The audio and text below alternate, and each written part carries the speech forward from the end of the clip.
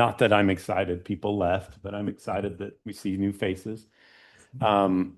Serving on this commission is awesome. It's so much fun. I love the fact that we can challenge each other and that we can agree with each other and that we can, and at the end of the day, we get along as we head out the door. And I've really appreciated that and expect that to continue as we move forward. Just serving in this great city that I absolutely adore, and the great citizens of North Ogden as well. So there's my thought. You join me in the Pledge of Allegiance. I pledge allegiance to the flag of the United States of America and to the republic for which it stands, one nation under God, indivisible, with liberty and justice for all. Thank you. We will start with our consent agenda item number 1, which is introduction and welcoming to our new planning commission members. So first up, we have Phil Swanson, now serving on our commission. Did you, Commissioner Swanson, do you have any quick words you wanted to say as a introduction to yourself? No.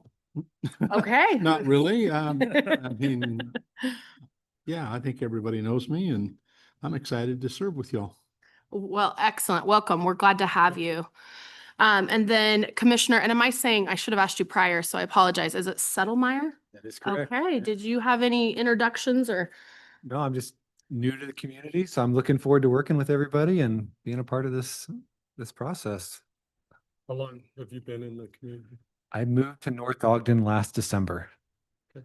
So I've been in Utah for 3 years now, but just in North Ogden for a little over a year now. I'm originally from Indiana, is where I grew up. Cool. Thank you. Okay, well, that will take us to item number 2, which is essentially discussion and action to elect a planning commission chair and vice chair. So we will begin any discussion or thoughts that we have.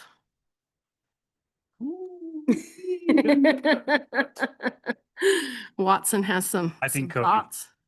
Cody for chair. I second that. Is that a nomination? I nominate Cody. And I second it.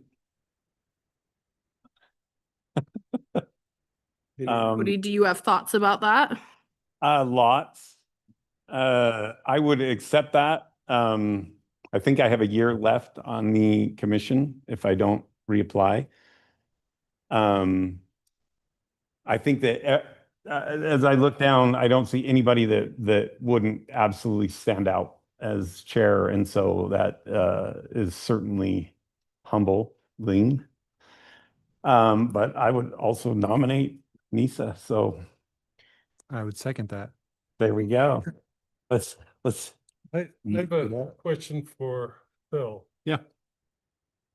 You were on the planning commission prior. Yes, How long did you serve just under a year. before you went to city council? Then city council for 10 years. Yeah. I guess I would say that I'm very comfortable. I know I appreciate like the nomination. I'm very comfortable serving as your vice chair. Like, so that would be a thought that I would like to offer. If you want that leadership of chair, I'm completely comfortable with that. And I would love to back you up as the vice chair and continue in that capacity.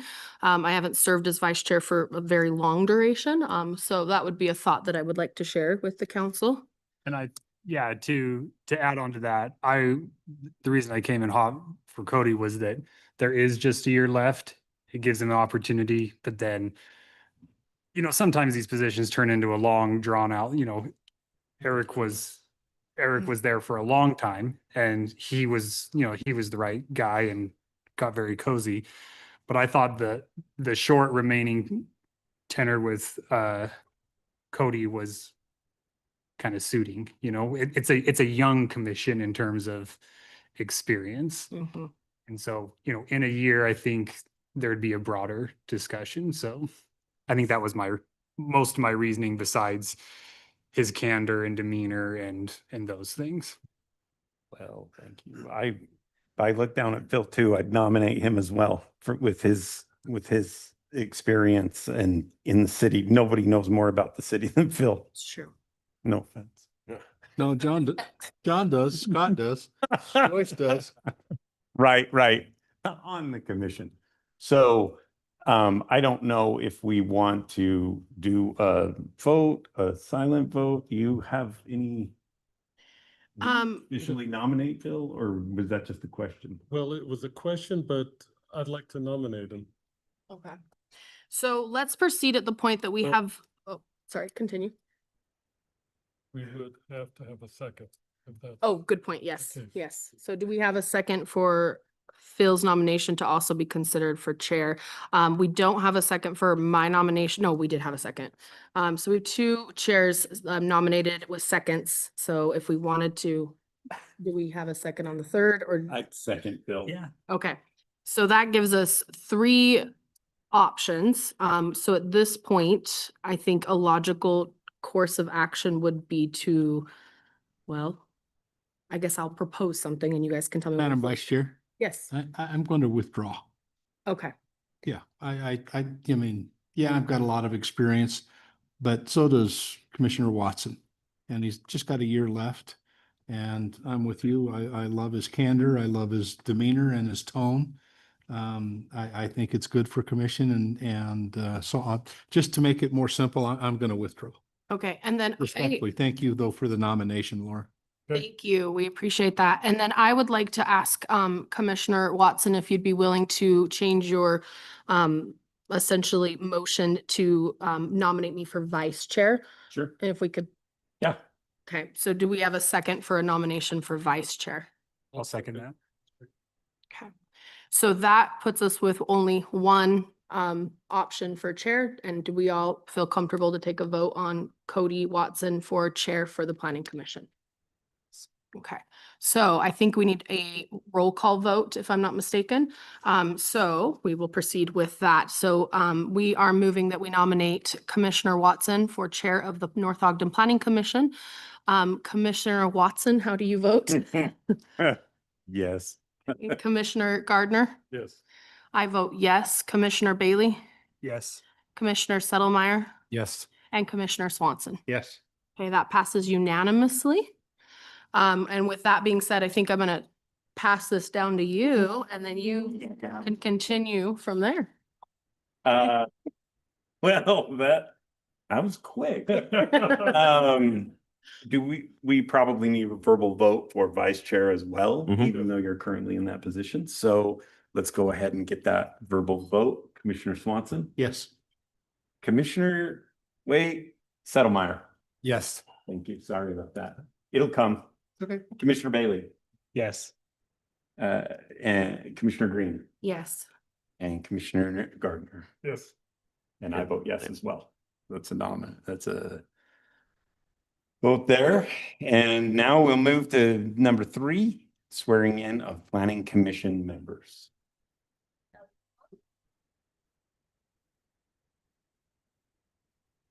Royce, would you like pictures? Who are we swearing in? You, sir. We did that at the. So We Yes, did that at no, council meeting. we know. did it for you and Cass, and we started looking back, and we're not sure we swore anyone other than Cody in. We realized we I maybe don't believe I've failed been to sworn in appoint. with me.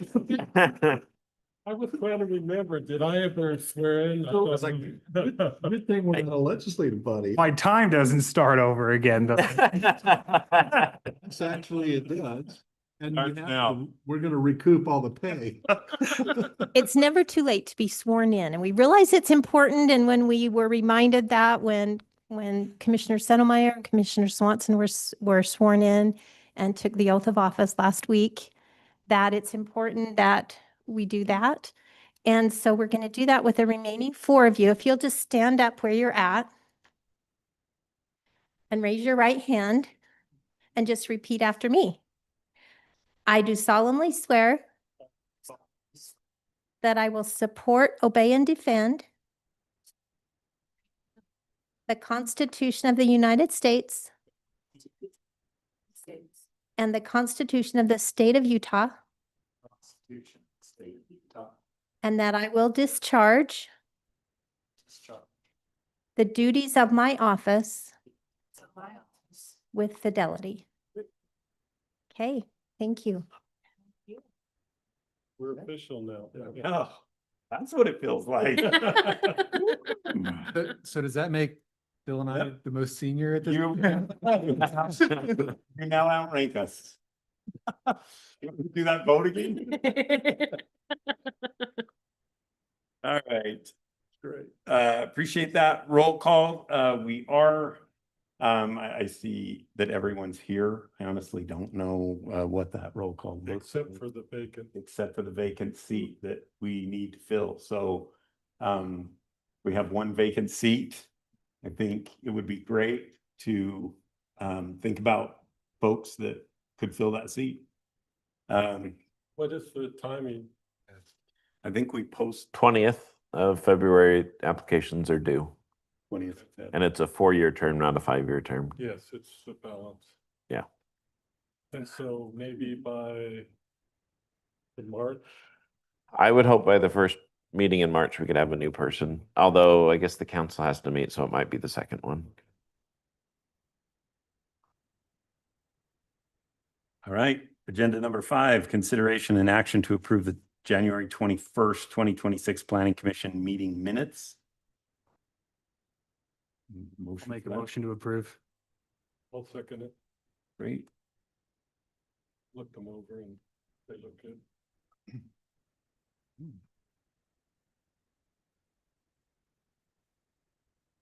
Great. Any ex parte communications or conflicts of interest to disclose? 2 items today. All right, we'll move into administrative items. First of all, are there any public comments for items that are not on the agenda today? And I should probably read public comments.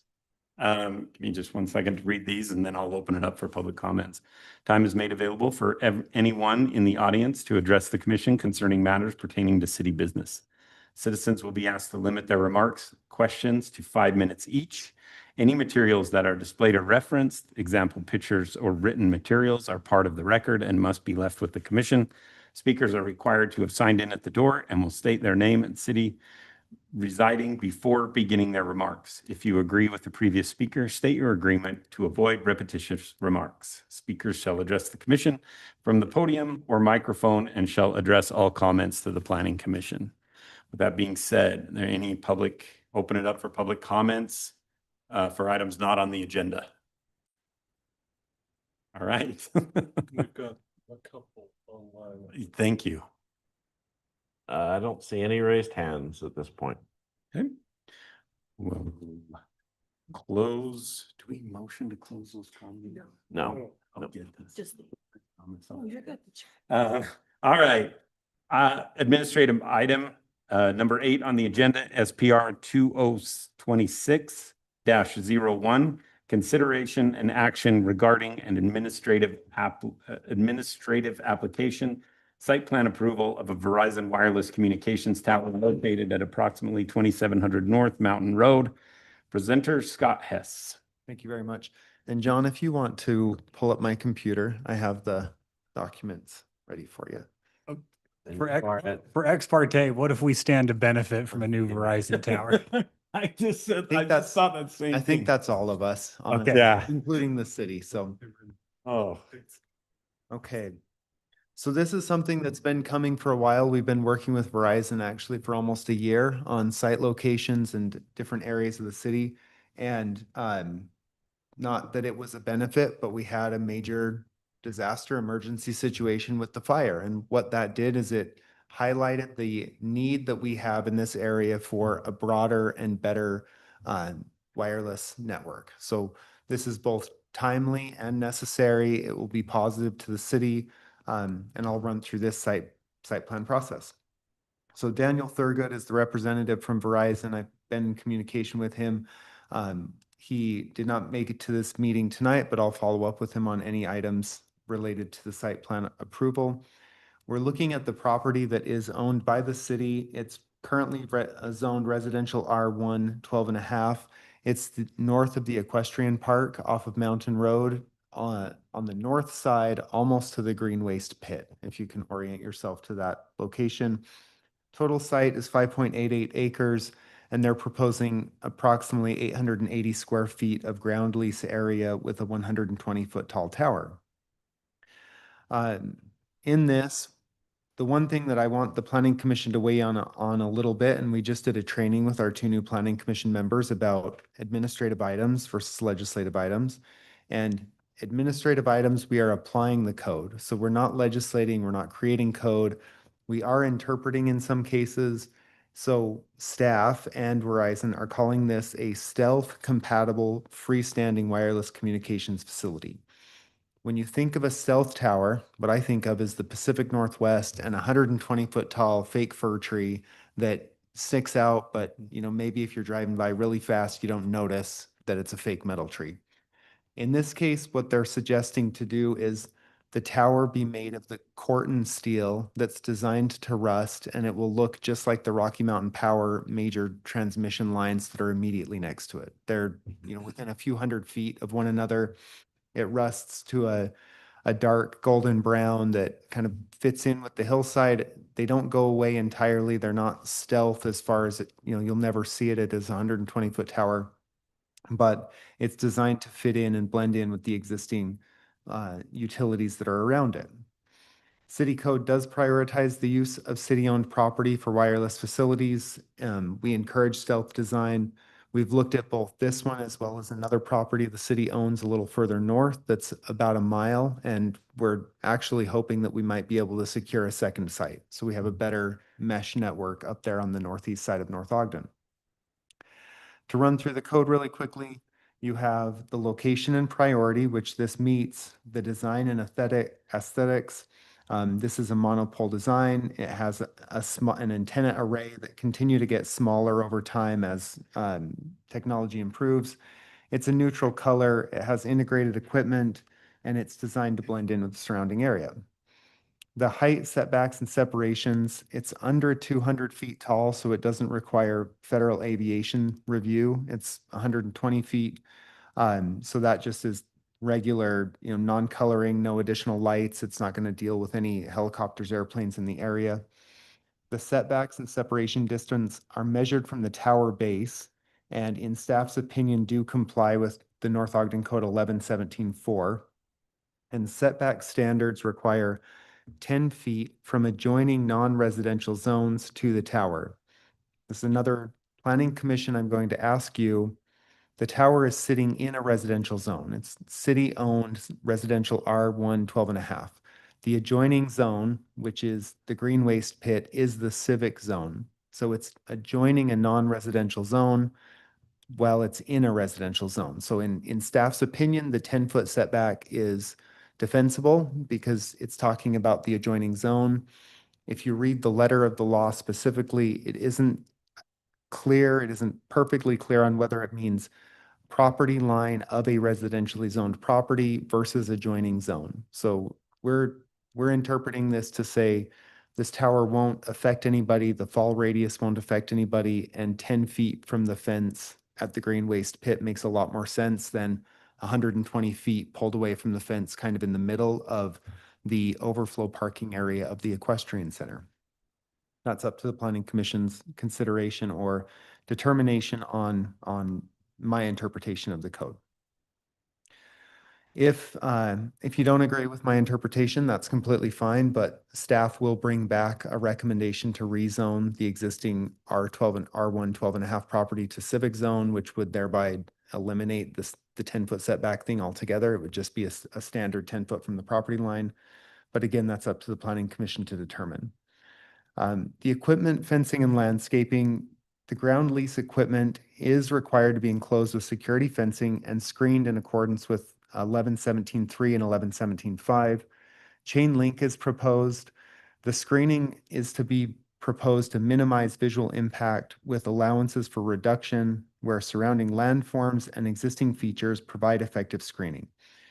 If you've been out there, the property's flat, it's open, it's unobstructed. You will see through the fence.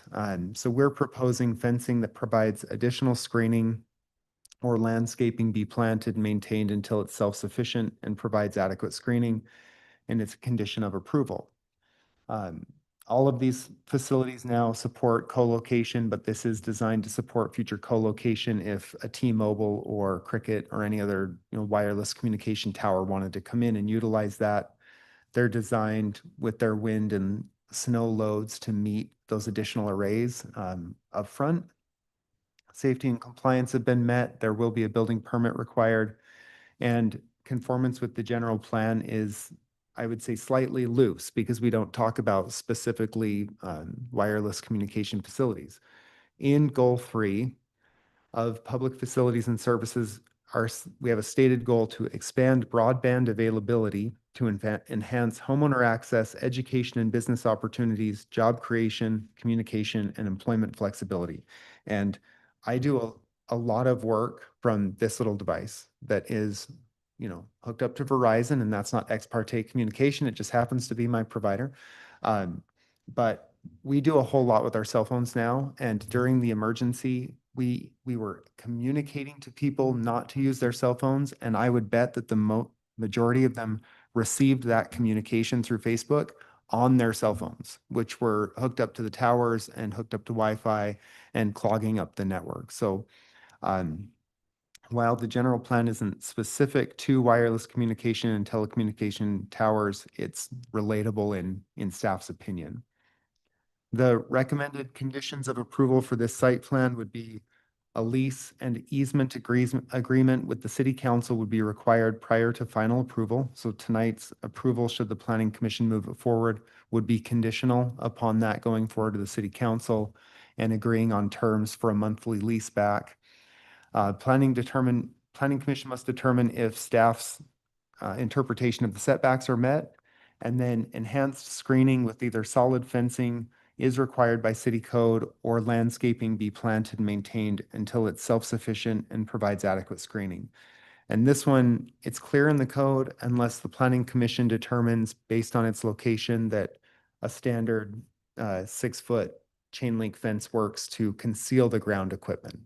There's not a whole lot out there that you're trying to, protect the view shed from. It's kind of buried in the bottom of the hill. But staff would recommend something screening, solid fence, or something along those lines, in the chain link fence. Your considerations tonight is this consistent with the general plan and does it meet our ordinance standards? Staff recommends approval, and I've given you a small drawing, and then we can go over the lease a little bit closer, but you've got Mountain Road to orient you. This is 2600 North here and the canal. So they want to be right here, tucked northeast on the equestrian property where it's flat before you're impacted by the Rocky Mountain power lines and right up against the green waste pit. This would require, zoom out here just a little, a lease agreement along the length from Mountain Road back to the ground lease area. And then this ground lease area of 880 square feet would be what we would collect a monthly ground lease on. And those are typically for a set number of years, like 20 years with a renewable 10, 15, or 20-year agreement on those. So they're long-term ground lease. And depending on how you navigate it, and this isn't really planning commission concern, but they'll have like a CPI increase over time. So there's a little bit of a ground increase based on costs. And then that ground lease can be offset by Verizon when they co-locate on that tower. So depending on how our ground lease is drafted, we can piggyback on those. If they were to co-locate, we can collect a little more. But they're not generally largely lucrative, but you get a ground lease for 880 square feet of ground that right now is pretty well doing nothing for the city. And the big benefit is the public safety aspect. So with that, I would ask if there are any questions, and staff recommends approval. Go for it. First one. Got a couple questions. Sure. The applicant, has he mentioned what he'd like to do as far as the fencing and the buffering? No, they'll probably just do not a vinyl fence, but there's the concrete fencing I've seen around these, or the stamped concrete fencing. They have a few different options. This drawing that they've shown is just a basic chain link fence, but he knows that every city's interpretation and codes are different, so they'll meet what that requirement is. I mean, to add, you say they're not doing vinyl, but I would be opposed to vinyl or something like that, because what's the point in having a stealth Tower. ordinance or whatever, and then have a big white vinyl fence surrounding it? Yeah. I'd rather have a chain link than a vinyl fence. And the other thing that the planning commission could choose to do, there's like the black vinyl coated chain link that from a distance kind of fades away. The ground material or the actual lease equipment on the ground is electrical boxes. They're not that, How high are they? let me see. So there's, Go down further. It 4 shows boxes. a cross section. yep, here you go.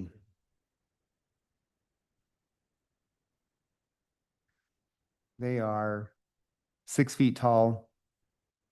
This is the ground lease equipment. They've got a chain link fence that connects or is very close to the existing chain link fence between the green waste pit and the existing property.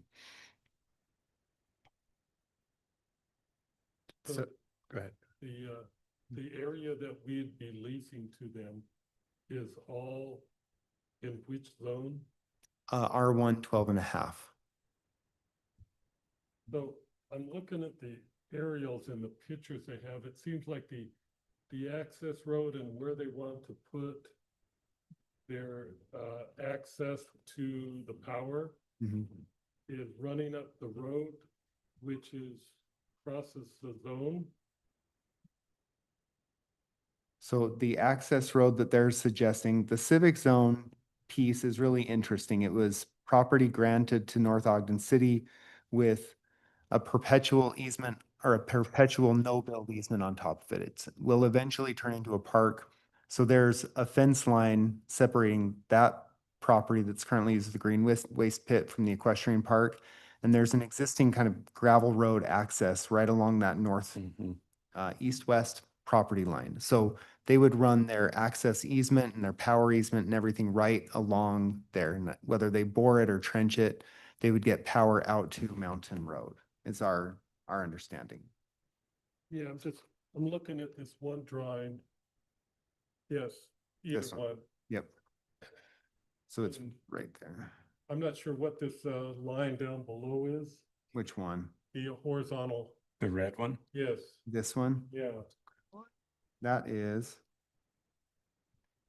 That might be the surveyed in parcel line, but this is the existing fencing line. So John will need to determine location exactly of the tower versus the property line because Verizon's been out to survey it. I was just thinking as they prepared the legal Yeah. description for that lease agreement, that it matches with what they're. Yeah, thank you. proposing, so. Yeah. So Scott, I have a couple questions. They're a little outside of I mean, No, please go ahead. are there other providers that have already shown interest to Verizon for this? Have they said? No. Okay. Are they worried about the heat when they catch that fire, when they light that fire for their towers? Because it's right there and it gets hot. They weren't. So they were more worried about the way the towers, as they explained it to me, it's visual. They're looking for straight line connectivity, right? So when they stand in one location, they look for the straightest line to another tower and then they mesh like Venn diagram style. And there's really nothing in this quadrant of the city that covers it. So any tower benefiting that area of the city is kind of on the outskirts of Yeah. the service provision. So they're less worried about future fire and more worried about. The vegetation fire, the Oh, the green waste, they green burn waste that fire? every year. And it No, it gets didn't. very warm Yeah, that's, because we hike there. yeah, that's a good point.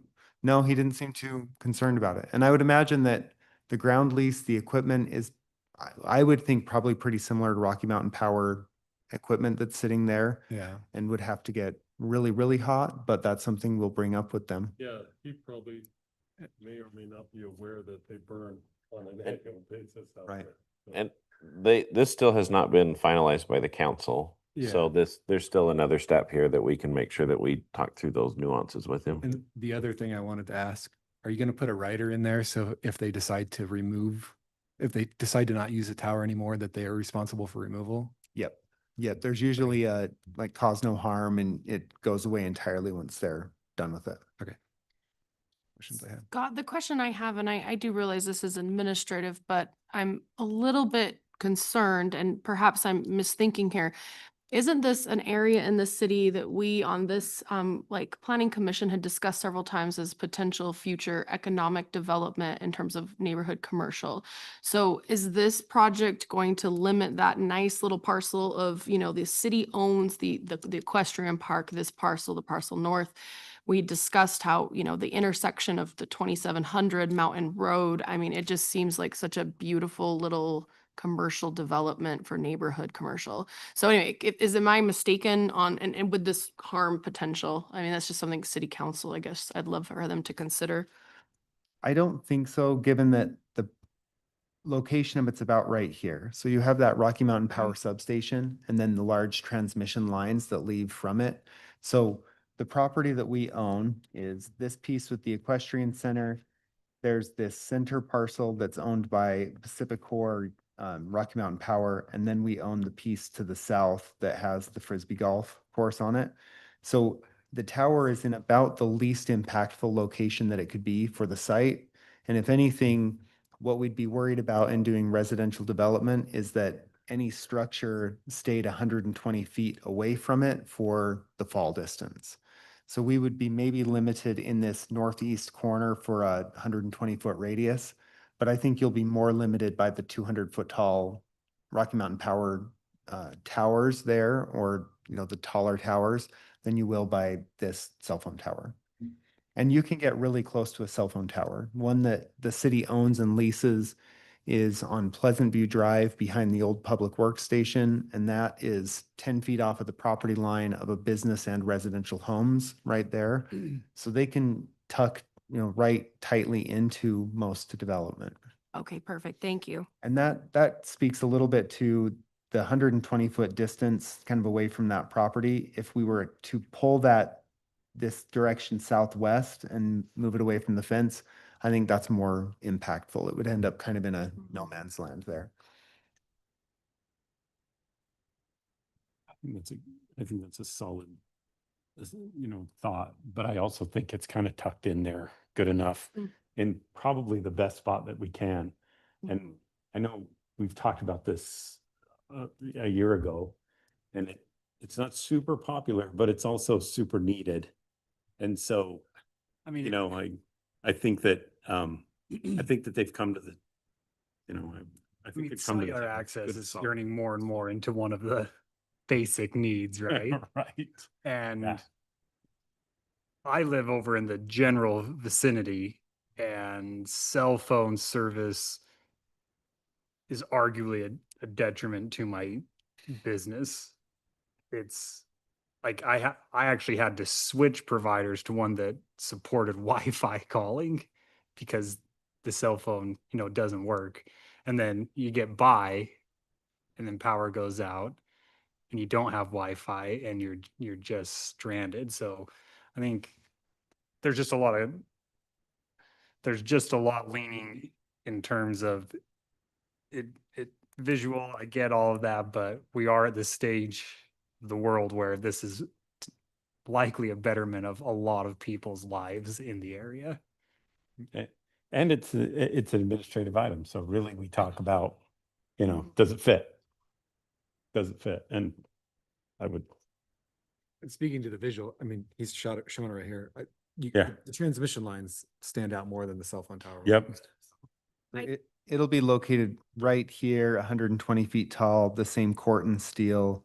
You know, the Rocky Mountain Power substation equipment is behind a standard chain link fence. You've got a standard chain link fence here. So So it seems like from the administrative point of view, the thing we need to focus on is this zoning, the letter of the law versus, and I don't know, thoughts on that? One concern I always have is I think the city has to really lead by strict example, in terms of if when I read it, it appeared to me like we would have an issue with the two zones abutting with the distance and that it would need to be rezoned. What were your thoughts as you guys looked through? My interpretation was the same as Scott's, in that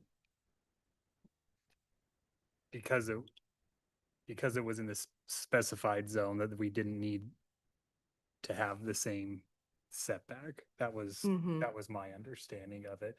But it's also a little bit of of a redundancy. We say no, they go rezone, we then vote on a rezone. So maybe a side tangent, Scott, is when is this up for rezone? Or is it something that's, It would be, we would post a 10-day public notice period, come back to planning commission, then move on to city council.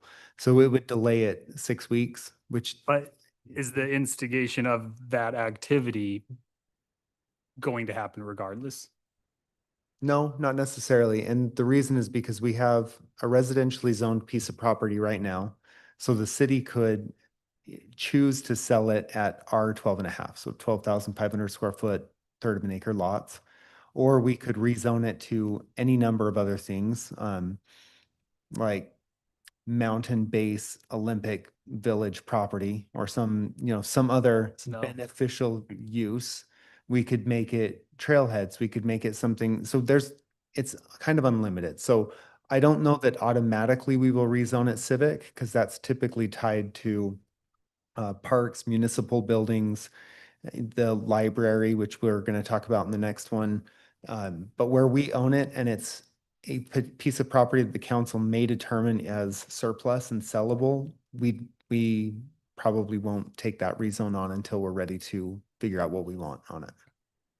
And my interpretation is kind of is what you've highlighted there. If it were flip-flopped, we'd have to impose the larger setback. Yeah, so letter of the law says antennas shall be set back from any residentially zoned property line a minimum distance equal to the height of the tower. So in reading that, it's up to you all to determine whether that means the tower has to be set back from its own residentially zoned property line, or whether we're applying it to the property line of the zone adjacent to the property. And this is like the argument of what is. You put two lawyers in a room and two engineers in a room and they'll come up with different answers. Well, But and we had Bill. Bill. As I read through it, I interpreted it the way, Scott, you had, different than way Ryan is interpreting it. I agree with you that it would be applicable to the zone that's next to it, not its own property line designation, which means it wouldn't need the 120-foot setback. It looks to me like it meets all of the city ordinances and codes and everything like that. And for me, this is a no-brainer. It's good the way it is. It doesn't need the 120-foot setback. And I'm all for it. I think we just go ahead and move forward. I don't think it would interfere with any other development that happens in the area in the near future. I think it would, I think it's good the way it is. And with that explanation and Scott's, I think that, yeah, I think you can see it from either angle, but I feel comfortable with that as well. So I just want to say, I like kind of withdraw that thought of like, is this a concern that we're not following our code? So yeah, I feel good about that. then too. quick add, maybe in the form of a question. Yeah. As an administrative item, I agree with Commissioner Swanson, but we are setting the precedent that this is the interpretation of this ordinance from here on out. Yep. I just want to make sure that And the interesting thing about it is if you interpret it the firmer way, like 120 feet from that property line, the question would be if this tower were in the civic zone to the north, if it were located on the green waste property, which property line would rule? Would you use the civic zone line or would you use the residential R112 line? And so that's the reason that I use the adjacent zone, because I think about the reverse is cell phone towers located on a commercially zoned piece of property adjacent to residential, you want to hold back from the residential. But properties that are in a commercial adjacent to a commercial or adjacent to a civic get that 10-foot zone. So I think that a code clarification to say the applicable zone adjacent to the property is a clearer way to interpret the code. Okay. I think we're good. Then, yeah. So we'll need you to weigh in. The lease and easement agreement is non-negotiable. We need that, but planning commission's talked setbacks, and then we need to talk about the fencing. So what you would like as a planning commission regarding fencing. So I think that your Commissioner Bailey's, the black vinyl coated, is that not a, Yeah, I think Maybe this is possible to add in verbiage that says fencing should follow the stealth design of the tower. And then we don't get into the nitty And gritty. we don't have to tell them what to do, but it's Mhm. pretty well, if we do that, we don't get white vinyl. Yeah. We might not be getting concrete stamped either, but if we're Truthfully, trying to blend in, I think applying the stealth as an ordinance, this stealth requirement of the tower should go down. And I get the screen wall is to hide the equipment, which is part of compliance. But I think we just kind of lump that in that we approve of the design of the tower, but the screening needs to kind of follow suit. needs to fall in. I don't know how you word it, but Because our objective, right, is we're wanting to blend to the mountain, not stand out. in my field, we would call it a similar design language. Mhm. And then do you want to leave that up to staff to determine? I do. If they want to accept public comment since it's administrative, or at the end of the meeting. I would like to move that we give positive approval to the Verizon Wireless Communications Tower located approximately 2700 North Mountain Road, subject to the conditions of the staff report with an additional condition that the screening is the same design standards that the stealth mode is attempting to achieve. Second. All right, let's go through a vote. Commissioner Neighbor? Neighbors Yeah. not here. No more neighbor. Gardner? Sorry, I Yes. knew I was gonna make that mistake. Yes. I was so proud of myself for not making it earlier. Commissioner Gardner? Yes. Commissioner Green? Yes. Commissioner Bailey? Yes. Commissioner Settlemyer? Yes. Commissioner Swanson? Yes. And my vote is yes as well. Moving on, legislative items. Agenda number 9, ZTA 2026-1, public hearing, consideration and recommendation on a legislative amendment to consider amending North Ogden Code Title 11 to permit and regulate commercial food establishments in public buildings. Presenter Scott Hess. Okay, thank you all. So we have next door to the city here, a library, and that library was constructed, approved with a cafe in it. And now since opening, there hasn't been a food user or a cafe in it. We received a commercial business license for a food user over there, a proprietor that wanted to provide food and, a little atmosphere to the library in the cafe that exists with a commercial kitchen and all of the amenities. And we realized that the library is actually in the residential city center zone. So while we rezoned the majority of the area around us, what we're sitting in is civic zoned. It was previously residential. For whatever reason, we just decided to leave the library property out. And maybe that's because, they're a different Weber County use than we are. But at any rate, we could not approve the business license for the cafe. In order to kind of extend an olive branch, we did a temporary 90-day business license that we are able to do for any other food user in kind of any property in the city, and that works for Cherry Day celebrations and other events throughout the year. And then brought forward a friendly code amendment to figure out how to provide for limited food users in residential and civic zones. So we have a few options for this, but it brought up in my mind things like if you have a park that has long existed and it still sits in a residential zone and a food truck user wanted to come in and do something there, even like set up a longer term, 4-month good weather temporary use, they wouldn't be permitted to, except for if we pass an ordinance like this. We looked at several different ways to do this, and we decided to try to make it as easy as possible. So the place that we put this is in the definitions. So the recommendation from staff is in 11-7 definitions, we have a definition for public buildings, and it existed in 2 places. So one was building, public, which we're eliminating, and the other is public buildings, which is the way our residential uses outline or say the word public buildings. So to kind of complete that circular reference. So public buildings would say facilities for conducting public business occupied by various public agencies. This includes all federal, state, county, and city offices and buildings. These facilities may include accessory, food service, and retail sales. And then within permitted uses, we did find one section where we had some inconsistencies and we added public buildings to 11.9L2, which is specifically the civic zone permitted uses. So we, for whatever reason, and this is just kind of code inconsistencies and the fact that this code's 200 pages long, our civic zone permitted uses excluded public buildings.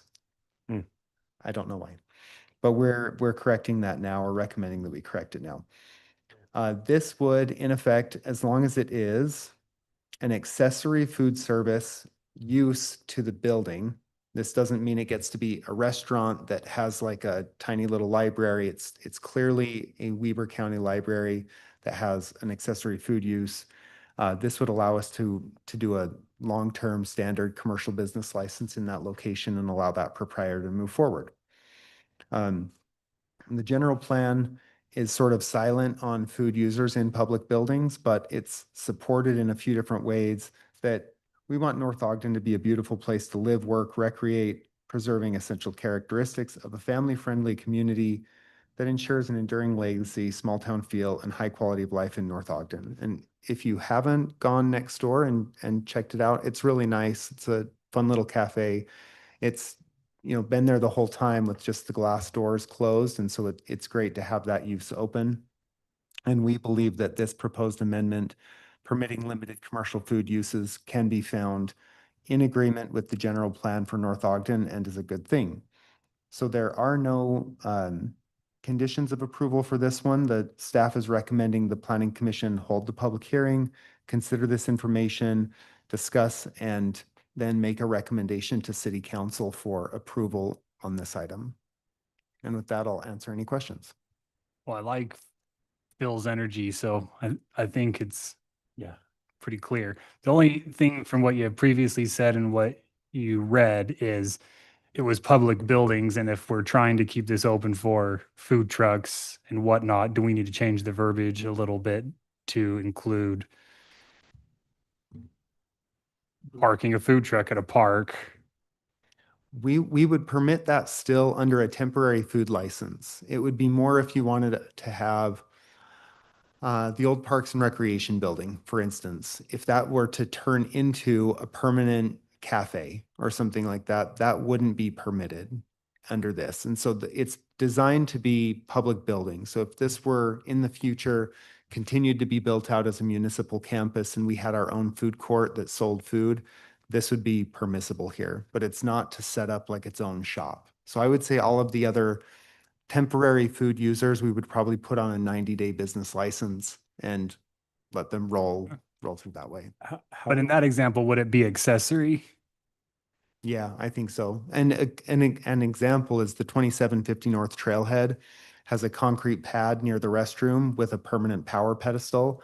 And that was designed for events or somebody to come in and do a temporary business license in that location, just kind of a pre-thought on it.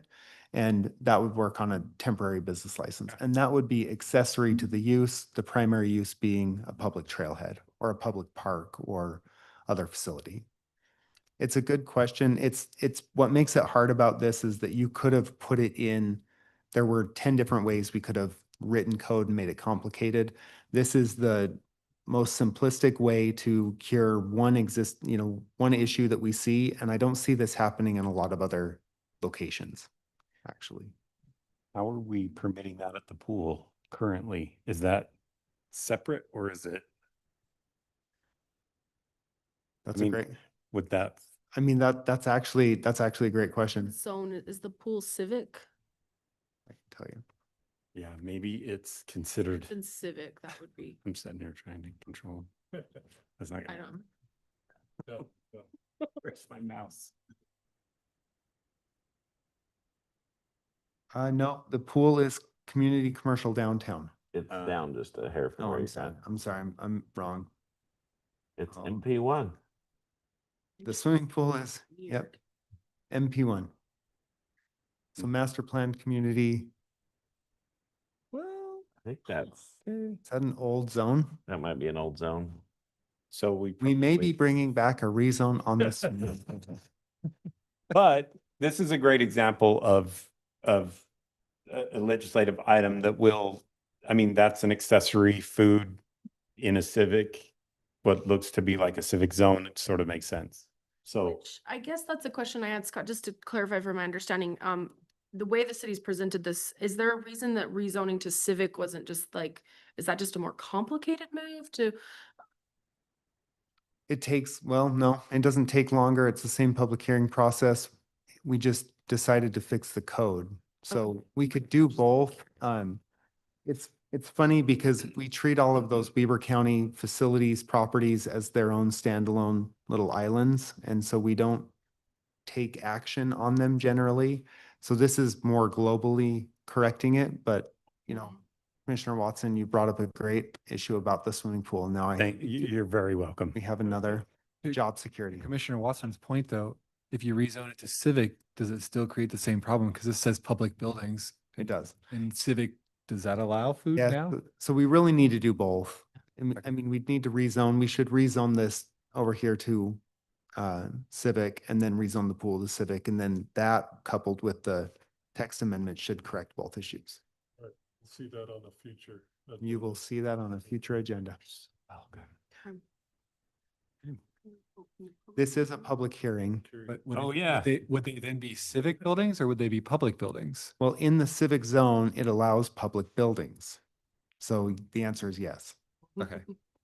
We use the term civic buildings to be buildings that are essentially owned by the city. So this building is a civic building and we don't have to call out like public safety versus city hall versus Because you have a. parks and rec and public. So public utilities, or sorry, so all of those just are civic buildings, properties owned by the city, And does the civic zone exclude commercial use?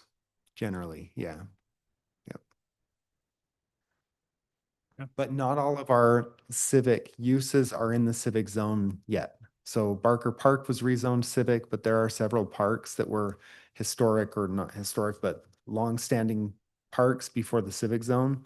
And we've kind of one by one, as there have been park improvements, used that as the tool to rezone them. There are no other questions. We can open public hearing. Let's go ahead and open public hearing. If there are any in person or online. I think we got one in person.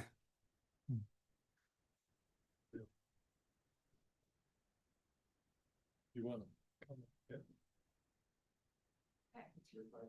Yeah. It's pub- Kate Previson, North Ogden. I'm not opposed to the cell phone tower. Just considerations, cement blocking around it would entice graffiti people. Chain link fence, traps trash. This is one of two trailheads I know between the North Ogden Divide and I think there's like Nature Center. So there's only two trailheads that we have access to as North Ogden residents within a close distance. So just trying to make it beautiful. I understand there's already ugly things there, but if the plan is to eventually go towards a park or when we have opportunity to make things more beautiful, we should try to. So landscaping it would be my preference and just something to take into consideration. Any comments on the, Point of clarification. Yeah. This is a public hearing on a specific item, not general public comments. correct. So any conversation had at this point should only be about item number 9, not about anything else. Anything else would come in item number In- 10, general in- public comments. Correct. So if you Yep. have comments on the item. How do you feel about the food in the library? I'm open to it. Awesome. Yeah. Thank you, thank you. And Phil, I'll agree, and I'm gonna push back really fast, and I play armchair attorney, and then John throws, things at me, but for your comments as the planning commission, I completely agree. For the public's 5 minutes that are given on a public hearing, they could get up and say whatever they want, generally. So there's no requirement, I don't think, during a public comment period for those 5 minutes to be germane specifically to the item. But this isn't a public comment period. It's a public hearing period. It is, but still during that public hearing, they're given 5 minutes. So I don't know. It's an Hearing interesting is question. legally different than public comments. Is that correct, John? I had to turn my mic on. Yeah. It is technically different. And But perhaps I've being never contemplated that nuance of during a public hearing, because like in a tax hearing, public hearing, you can say what you want. So I need to look at the land use code and decide. I also think it could be something that we look at as a commission and say, I could have said that better, where it's, hey, this is a public hearing considering issue, legislative item, so on and so forth. This is really good. I mean, I think this is good for us to learn. And Well, know, because you're right, public comments do come Yep. at the end, and we could make that about, I mean, that is That's free for all. Yeah. And that's what if we open it that way, I think that will help. Yeah. Yeah, I appreciate that. I would motion that we close the public hearing, seeing no hands raised online or people. Well, second, Or third. third, fourth. We'll consider that public hearing closed. I would consider a motion or more consideration, recommendation. That's what I'm looking for, consideration or recommendation. My own. Mr. Chair, Yes. I would move that we recommend to city council that they adopt the legislative amendment to consider amending North Ogden Code Title 11 to permit and regulate commercial food establishments in public buildings. I'll second it. And just really quick for sake of discussion, because we can always discuss after motion in a second, is just, I think this is definitely, we can just go forward, but is there any residual thoughts of just this could be a thing that we don't want in the city in terms of residential zoning? But as long as it's public building, we see no harm, right? Okay. just More making freedom, the better. Yeah. sure. That's Yeah. true. I know, yeah. Yeah, I think it, Okay, so then, go ahead and move to a vote. Let's start with Commissioner Bailey. Yes. Commissioner Gardner, Yes. Green, yes. Swanson, Yes. Settlemyre, Yes. and I'm a yes as well. That passes unanimously. Now we move on to public comments. Ah. No. Yes, verbatim. Otherwise, it's no one vote no. Anybody online, public comments, hands up? No? Okay. Then I would entertain a motion to close. Do we close public comments? No, Right. no, just hearing. Only the hearing, yeah. Okay, perfect. Any remarks from the planning commissioners? Just a reminder, everyone signed their, I can't hear you, Commissioner. if we all signed our forms for Conflict of interest? conflicts of interest. I finally remembered mine today and got it in. Oh, you didn't get one silently put in front of you? Oh, Ah, that's weird. That's weird. Somebody did. I think it was me. Oh, Ah, Chair, I do have one comment. yes. You had mentioned earlier that it was somebody's birthday, Mm, and I really think that we ought to be singing. John, is it your birthday too? No, I'm the, Joyce's. yeah. I really think we should sing to Joyce. So Day. if you follow me on the 1, 2, 3 and a 1, 2, 3. Happy birthday to you. Happy birthday to you. Happy birthday, dear Joe Boyce. Happy birthday to you. Happy birthday. Wonderful. I just have one thing. I think we need to just spend a second after and put together a text thread with all of us on it so that we can and there are certain things we can discuss and certain things we can't. But I would like just reminders of, you know, when the meetings are and different things like that as we go, or planning or anything like that. So, Hey, and I'm not going to be at the next planning commission meeting. My wife's going to be having a baby. congratulations. And it's too bad because it would have been my first ex parte. Oh, man. Congratulations. I was really looking forward to that after all this Happy time. birthday to the baby. So I'm just And kidding. We Just another reminder. Ryan. you guys are married? That's my had a wife. baby. All right. Well, congratulations to that. I've had a baby. Congratulations. Yeah. Yes. And I'll try to join guys just will, so I can say ex parte, but Yeah. also to field some comments. Anyway. Okay, great. did you know Ryan's wife had her baby? Really? Yep, Yeah. Ryan Nunn's wife had her Yeah. baby. All right. Yep. I also will not be here at the next one in person. Can I do that online? Okay, I'll be on, I can be online. Okay. Yeah. I just can't be in person. I will be in. Yeah. Will I be on a plane at that time? I think I'll be on a plane. Never mind. We'll, that'll be helpful too. So we'll know we have a quorum, you know, if in that text thread, we can Okay. know before we all get here. So I'd really appreciate that. Report from Community and Economic Development Director. I just wanted to thank everybody here, you know, thank our new commission members, Commissioner Settlemeyer and Commissioner Swanson. That was a great meeting and appreciate you coming and joining us for our 1 hour training. So you've received an hour of training. There is 4 hours of required planning commission training. So quarterly, we will bring forward a training with you all. Hopefully this year I'll get some speakers, so you don't have to always listen to me, but we'll do that and look forward to it.